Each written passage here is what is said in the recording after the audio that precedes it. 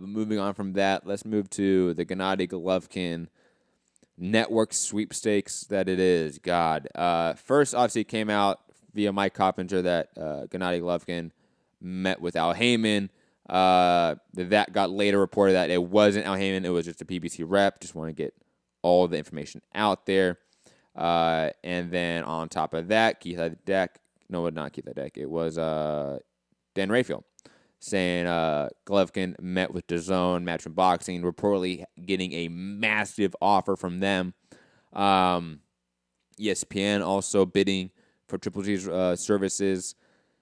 It seems we're really close to some sort of finality with this news. Where do you think he lands? Well, very quick. He apparently, sources have also said that he will make his decision before Christmas. So yeah, really, we're close to finding this out now. So so yeah, obviously, apparently DAZN have made the biggest offer, but also Triple G has stated that he's not necessarily interested in Canelo. He feels he doesn't get a fair shake from the judges or, from fighting Canelo. But the most money on the table as it stands, as far as as being reported, is from DAZN. Now, obviously, we know basically the middleweight division is at DAZN right now. I think nothing's come out officially, but I don't know if we can assume that Danny Jacobs will stay with Eddie on DAZN. Yeah, I just want to. I want to touch on that very quickly because I saw someone report that Daniel Jacobs actually is now a promotional free agent as well. Like he's no longer signed with Eddie. Did you see that as well, or am I hashtag Matt Stats? It was kind of. I think that was Coppinger replying to someone, maybe. Yeah, I think you're right. Said, although it's probably a safe assumption that Jacobs will remain, but he is technically at the moment like you say, promotional free agent. So, and we believe he's still under Al Heyman. So he's obviously could go back to Showtime and Fox. But I don't know. I think that would be, I don't know. Eddie Hearn obviously got him to the point of a world title fight, or promoted it, and the HBO deal. So I don't know, but like I was trying to say is, with Andrade, Canelo, potentially Jacobs, that's where, if the bouts are there, you think the money would be there for those fights. So I don't know. I would assume he's going to pick DAZN, but I guess there's some big fights over at PBC side as well. But does he want the Charlo fight? Does he? I guess we have to get that early Christmas present to find out. But it was interesting that it was like when the PBC news came out, I was like, well, wasn't expecting that. We were hearing it's just ESPN and coming in, and then this big PBC going in for Triple G, which I did notice a lot of previously people going, DAZN trying to get Triple G and ESPN, la la la, and then suddenly Triple G's a great fighter because Al Heyman's interested. So it was quite funny to me, but yeah, we're gonna have to see how this plays out. It's quite interesting. You pay attention way too much to the fanboys, Rob. I hope you know that. Get a feel for how people are feeling. Yeah, those the people that say that are just stupid. Like Triple G was part of 2 million plus PPV buy rates in a row. Triple G is one of the most valuable commodities right now in the sport. If you don't know that, you don't watch the sport enough, or you just, like I've said, a fanboy who Rob listens to way too much. No. I just people will from what you just said say, yeah, but he was fighting Canelo, but then Canelo was fighting Liam Smith. Yes, so, but again, look at, let's say, this is a really bad example because this person's not anywhere near as good as Triple G, but Robert Guerrero. Let me throw that name out there. Flash in the back. Hey. Oh, God. Okay, but look how he was used post Mayweather, right? He was used for all the guys coming up at 147 and at 140. The Danny Garcias, the Keith Thurmans, the Sean Porters. He was used by everyone. I think PBC and even Eddie and DAZN or whoever, they're looking at Triple G in that fashion. It's a guy that's a little bit older in the tooth. He just got a big loss. Obviously, he's at probably the highest point of his worth right now as a fighter and what he can ask for. Let's get him and let's use him to build up. And if you're PBC, everyone from Jamal Charlo all the way to Jared Hurd, Jamel Charlo, Ezelani Laura, and everyone else.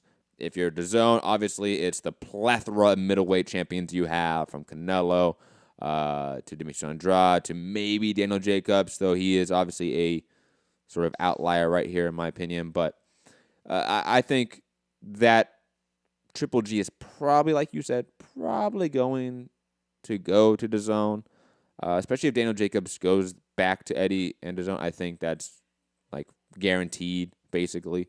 If Daniel Jacobs decides to sort of go back to Fox, Showtime, and that conglomerate, maybe the question changes. Maybe the debate starts becoming a little more interesting, because I know PBC did offer him a big deal that was bigger than any deal previously, and then DAZN upped it seemingly and presented a bigger one.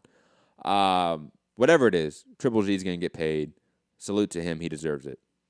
It would just make me question Triple G if the biggest money is over on DAZN and all the bouts are over on DAZN, and then he joins PBC. I would just sort of, I don't know, maybe question him as, of his hunger and sort of ambition left in, obviously, is the last sort of, closing chapters of his career.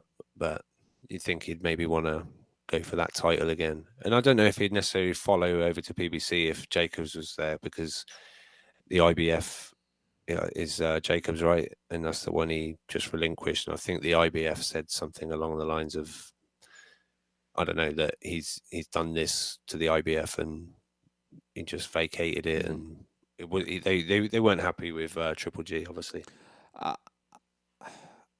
I'll say this: maybe guaranteed money, DAZN has the bigger offer, right?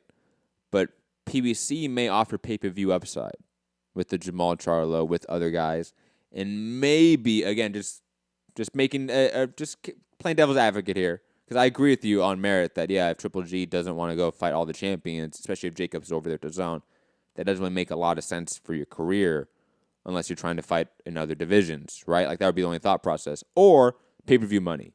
So they try to put, hey, don't laugh. If all these pay-per-views do well, man, PBC is going to be in the pay-per-view business for real. If Broner and Pacquiao does well, and especially if Spence and Garcia does well, come on. The Jamal Charlo versus Triple G will guaranteed be a pay-per-view on Fox or Showtime. And maybe Triple G and Tom are looking at that and saying, pay-per-view upside. Like, we could get that.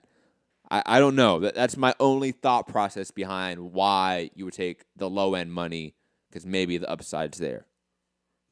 Matt Hunter making the Americans dig in their pockets again. Hey, I'm not saying it's what I want, but I'm saying it's a reality that we have to at least address. Yeah. Very quick, I remembered my point. I just want to dial back quickly. Do you think, as it was Wilder's first pay-per-view, they would have been better off maybe doing this at like $50? I've always thought they should. Would there have been a much more I don't know, need for people to want to buy it? Because I'm assuming a lot of people stream this illegally anyway. I made the point on TBV like last Saturday or whatever, right? We were watching it via legal stream for the most undercard because the pay-per-view wasn't working. The Showtime Anytime crashed. And it was in HD. Like, the stream was in HD quality. It was nice. No buffering at all. Like, in today's age, of course, you can buy it. But people that want to see an event will pay for it. Like, we know that. But I agree with you that they should experiment with the pricing. Tiger Woods versus Phil Mickelson, the golf tournament, whatever, bullshit, right? That they had to refund all the pay-per-view buy rates because pay-per-view crashed as well. But they sold 1 million pay-per-view buys. I think the pay-per-view was like $10. Like, it was super cheap. Obviously, that's not a ton of money compared to, $75 a pop. But yeah, experiment with the pricing a little bit. There's no need to stay to this number, unless they're happy with the 320. Like, they're making money. They're making millions off of that, and there's really no need to it. Because that's what's going to cause there to be a shift in the pay-per-view industry and how it conducts itself, is if there's consumer backlash. And right now, it seems like the consumer backlash isn't there like it was a few years ago. And that's an issue. Yeah, that's my last point on it. Rob, any last points on Triple G, DAZN, pay-per-view, all the fun shit? All the fun shit. No. We can take it to the next topic. All right, last topic of the day. Then we're going to